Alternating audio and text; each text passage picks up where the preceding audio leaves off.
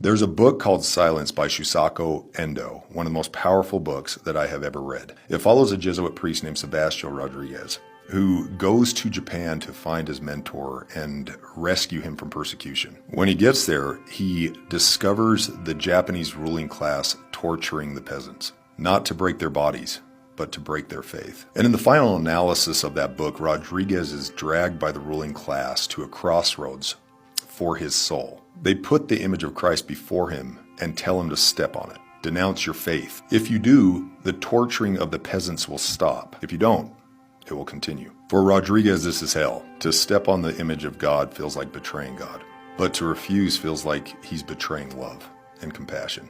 And in that moment, the silence of God that Rodrigo has been wrestling with the whole book is finally broken. He hears Christ speak, "It was to be trampled on by men that I was born into this world. Step on me.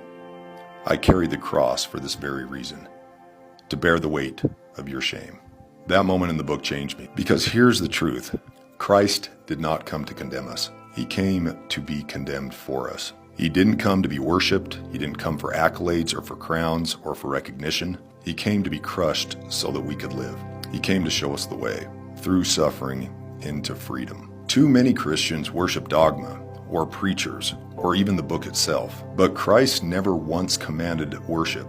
People worshipped him, yes, but what he asked was far harder. Follow me, walk my path, carry the cross, enter the darkness. And in so doing, you'll find life. Because salvation isn't found in avoiding pain. It's found in pressing through it, taking up our own crosses, in enduring shame, the loss, the breaking, and discovering that on the other side of that you are reborn, that the kingdom of God was always within you. Rodrigues thought that stepping on the image was betrayal, but in reality it was the deepest act of following, because Christ isn't fragile, and Christ doesn't need us to protect him. Christ came to be crushed under the weight of the world's sin and still say, "I'll set you free." And that's the mission of Christ, to set us free. Free from dogma, free from tyranny, free from the victim mindset, free from our own chains.